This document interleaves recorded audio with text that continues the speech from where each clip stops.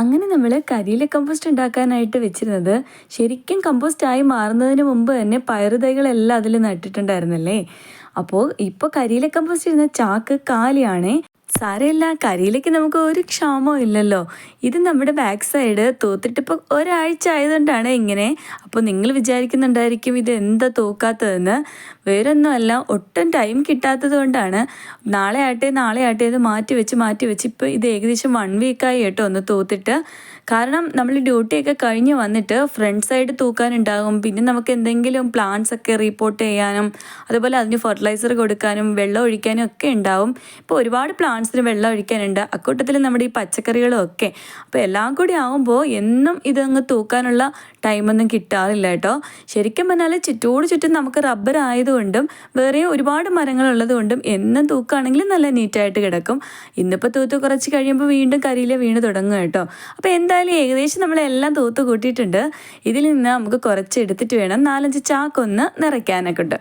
അപ്പോൾ അന്ന് ഞാൻ പറഞ്ഞിട്ടുണ്ടായിരുന്നു 2-3 മുളകൊക്കെ ഒരുമിച്ച് ഒരു ചെറിയ കവറിൽ നട്ടിട്ടുണ്ട്.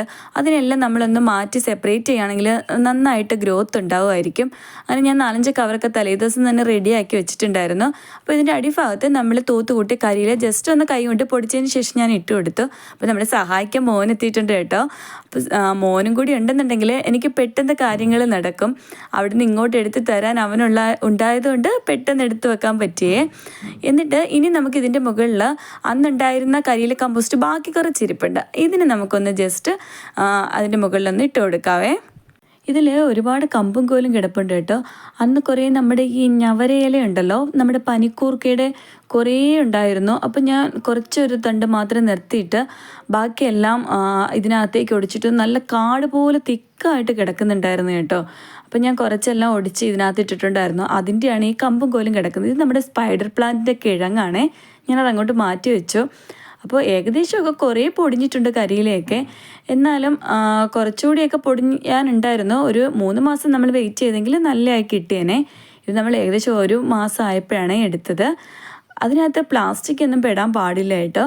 അപ്പോൾ നമുക്ക് അതിൻ്റെ മുകളിൽ എല്ലാ കവറിൻ്റെ മുകളിൽ കുറേശ്ശെ ഞാൻ ഇട്ട് കൊടുക്കുന്നുണ്ട്. എന്നിട്ട് വേണം നമുക്ക് ഇതിലേക്ക് മുളക് മാറ്റി നടാനൊക്കെ ഉണ്ടേ. എന്തെങ്കിലും സഹായം വേണമെന്ന് ചോദിച്ച് മോൻ എൻ്റെ അടുത്ത് തന്നെ ഉണ്ട്. അങ്ങനെ നമ്മൾ എല്ലാ കവറും ഫില്ല് ചെയ്ത് എടുത്തിട്ടുണ്ട്. ഇനി ഇതിനെ നമുക്കൊരു സേഫായ പ്ലേസിലേക്ക് മാറ്റി വെക്കണം. അപ്പോൾ ഇനിയും നമ്മൾ ആ മുളകൊക്കെ ഇരിക്കുന്ന അടുത്ത് തന്നെ നിരത്തി വെച്ചിട്ടുണ്ടെങ്കിൽ നമുക്ക് അങ്ങോട്ടും ഇങ്ങോട്ടും ഒക്കെ നടന്നിറങ്ങാനൊക്കെ ബുദ്ധിമുട്ടായിരിക്കും. ഞാനിത് വേറൊരു സൈഡിലേക്ക് മാറ്റി വെക്കുകയാണേ. എവിടെയൊക്കെ വെക്കുമെന്ന് എനിക്ക് തന്നെ ഒരു കൺഫ്യൂഷൻ ഉണ്ടായിരുന്നേ. അപ്പോൾ എല്ലാ കവറിൽ നിന്നും ഒരു പ്ലാന്റ് മാത്രം അതിൽ നിർത്തിയിട്ട് ബാക്കിയുള്ള മുളകിനെല്ലാം നമുക്കൊന്ന് സെപ്പറേറ്റ് ചെയ്ത് എടുക്കാം. മണ്ണോട് കൂടി സെപ്പറേറ്റ് ചെയ്തെടുക്കാൻ കുറച്ച് ബുദ്ധിമുട്ടായിരുന്നേ. എന്നാലും ഒരുപാട് മണ്ണില്ലെങ്കിലും കുറച്ച് മണ്ണോട് കൂടി വേരിനൊന്നും പ്രശ്നമൊന്നും പറ്റാത്ത രീതിയിൽ ഞാൻ ഇളക്കി എടുത്തിട്ടുണ്ട്. ഇനി നമുക്ക് ഓരോന്നും ഇതുപോലെ നട്ട് കൊടുക്കണം. ഇതിനകത്തൊന്നും നമ്മൾ ഒട്ടും മണ്ണ് ചേർത്തിട്ടില്ല കേട്ടോ.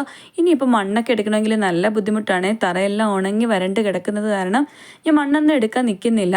ഇതിപ്പോൾ നട്ട് കഴിഞ്ഞിട്ട് കുറേ ദിവസമായിട്ട് നന്നായിട്ട് ഇരിക്കുന്നുണ്ട്. ഈ വീഡിയോ നമ്മൾ എടുത്തു വെച്ചിട്ട് 2-3 ദിവസത്തിൽ കൂടുതലായതാണ് കേട്ടോ. അപ്പം നമ്മളിങ്ങനെ നട്ടാൽ നല്ല സേഫായിട്ട് നിൽക്കുന്നുണ്ട്. അങ്ങനെ എല്ലാവരെയും നട്ട് നമ്മൾ കുറച്ച് വെള്ളം കൂടിയൊക്കെ ഒഴിച്ചെടുത്തിട്ടുണ്ട്. ഇനി നമുക്ക് കമ്പോസ്റ്റ് ഉണ്ടാക്കുന്നത് എങ്ങനെയാണെന്ന് നോക്കാം. അപ്പോൾ ഒരു ചാക്ക് എടുത്ത് അതിലേക്ക് ഞാൻ കുറച്ച് മണ്ണ് ആഡ് ചെയ്യുന്നുണ്ട്. അതിനകത്തുള്ള കല്ലൊക്കെ പറക്കി കളഞ്ഞതിന് ശേഷം വേണം മണ്ണ് ഇട്ട് കൊടുക്കാനൊക്കെ ഉണ്ട്. എന്നിട്ട് അത് നമുക്ക് നന്നായിട്ടൊന്ന് നനച്ച് കൊടുക്കാം. ഇത് ആ ദിവസം ചെയ്തതല്ല, അതിന് മുന്നേ ഒരു ദിവസം ചെയ്ത് വെച്ചിട്ടുണ്ടായിരുന്നതാണേ. അപ്പോൾ ഇതിൻ്റെ കൂടുതൽ നിങ്ങളെ കാണിക്കാൻ വേണ്ടിയിട്ട് ആഡ് ചെയ്യുന്നതേ ഉള്ളൂ. എന്നിട്ട് നമുക്ക് കുറച്ച് കരിയില ഇട്ട് കൊടുക്കാം. അതിനുശേഷം വീണ്ടും അതിൻ്റെ മുകളിൽ മണ്ണിട്ട് കൊടുക്കാം. അപ്പോൾ ഈ കരിയിലയൊക്കെ ഇടുമ്പോൾ അതിനകത്ത് എന്തെങ്കിലും പ്ലാസ്റ്റിക്കോ അങ്ങനെയുള്ള എന്തെങ്കിലും സാധനങ്ങളൊക്കെ ഉണ്ടെങ്കിൽ അതിനങ്ങ് പറക്കി മാറ്റിയേക്കണം. അത് എത്ര നാൾ കിടന്നാലും നമുക്ക് അത് ഒരു പ്രയോജനം ഉണ്ടാവില്ല. അത് അതുപോലെ തന്നെ കിടക്കും. അപ്പോൾ ആ പ്ലാസ്റ്റിക്കൊക്കെ പിറക്കി മാറ്റിയതിന് ശേഷം ഇട്ടിട്ട് ഓരോ ലെയറായിട്ട് മണ്ണിട്ട് അതിൻ്റെ മുകളിൽ കരിയിലിട്ട് അങ്ങനെ നമുക്ക് ഫില്ല് ചെയ്ത് കുറച്ച് വെള്ളം കൂടി ഒഴിച്ച് കൊടുത്തതിന് ശേഷം നമുക്കതിനെ മൂടി കെട്ടി വെച്ച് ഒരു 3 മാസത്തോളം ആകുമ്പോൾ കരിയില കമ്പോസ്റ്റ് ആയിട്ട് കിട്ടും കേട്ടോ. അപ്പോൾ ഇനി ബാക്കി ഉണ്ടായിരുന്ന നമ്മുടെ കരിയില കമ്പോസ്റ്റ് കൂടി ഞാൻ അതിനകത്തേക്ക് ആഡ് ചെയ്യുന്നുണ്ട്. ഇനി നമ്മുടെ വീട്ടിലുള്ള പച്ചക്കറികളുടെ വേസ്റ്റോ അല്ലെങ്കിൽ ഫ്രൂട്ട്സിൻ്റെ വേസ്റ്റോ ഒക്കെ അതിനകത്ത് ഇട്ട് കൊടുക്കുക കേട്ടോ. മോന് എന്നെ ഹെൽപ്പ് ചെയ്യുന്നുണ്ട്. ഞാൻ വീഡിയോ എടുക്കട്ടെ എന്ന് പറഞ്ഞപ്പോൾ അവൻ ജസ്റ്റ് ഇങ്ങനെ ഒന്ന് പോസ് ചെയ്ത് കാണിക്കുകയാണേ. അപ്പോൾ അവനും കൂടി ഹെൽപ്പ് ചെയ്തുകൊണ്ടാണ് നമ്മൾ അന്ന് കൂട്ടി വെച്ചിരുന്ന കരിയിലകളെല്ലാം നമുക്ക് പെട്ടെന്ന് ചാക്കിലാക്കാൻ പറ്റിയത് കേട്ടോ. ഞാൻ പാത്രം കൊണ്ട് കൊടുക്കും, 2 പാത്രം എടുത്തിട്ട് ഒരു പാത്രം അവൻ്റെ കയ്യിലേക്ക് കൊടുക്കുമ്പോൾ അവൻ അത് ഫില്ല് ചെയ്ത് എൻ്റെ കയ്യിൽ തരും, ഞാനത് ചാക്കി കൊണ്ടിടും. അപ്പോൾ എന്തായാലും നല്ലൊരു രസമായിട്ട് ആ കാര്യം അങ്ങ് കംപ്ലീറ്റ് ആയി കേട്ടോ. അപ്പോൾ ഞാൻ പറഞ്ഞു തന്നത് എന്തെങ്കിലും പച്ചക്കറി വേസ്റ്റോ ഫ്രൂട്ട്സിൻ്റെ വേസ്റ്റോ ഒക്കെ ഉണ്ടെങ്കിൽ ഈ കൂട്ടത്തിൽ ആഡ് ചെയ്യാം കേട്ടോ. എന്നിട്ട് കുറച്ച് വെള്ളം കൂടിയൊക്കെ ഒഴിച്ചു കൊടുക്കണം. ഇനി നമുക്ക് കഞ്ഞിവെള്ളം പുളിച്ചതോ അല്ലെങ്കിൽ അരി കഴുകുന്ന വെള്ളമൊക്കെ ഞാൻ ഇടയ്ക്ക് കൊണ്ട് ഒഴിച്ചു കൊടുക്കാറുണ്ട്. എന്നിട്ട് നമ്മൾ നല്ലതായിട്ട് ഒന്ന് കവർ ചെയ്ത് അതിൻ്റെ മുകളിൽ എന്തെങ്കിലും ഒരു വെയിറ്റ് കൂടി വെച്ചാൽ അത് അങ്ങനെ സേഫായിട്ട് അവിടെ ഇരുന്നോളും. അല്ലാതെ നമ്മുടെ ഫുഡിൻ്റെ വേസ്റ്റ് ഒന്നും കൊണ്ടിടാൻ പാടില്ല. അപ്പോൾ അടുത്ത വീഡിയോയുമായി കാണുന്നവരേക്കും ബായ്.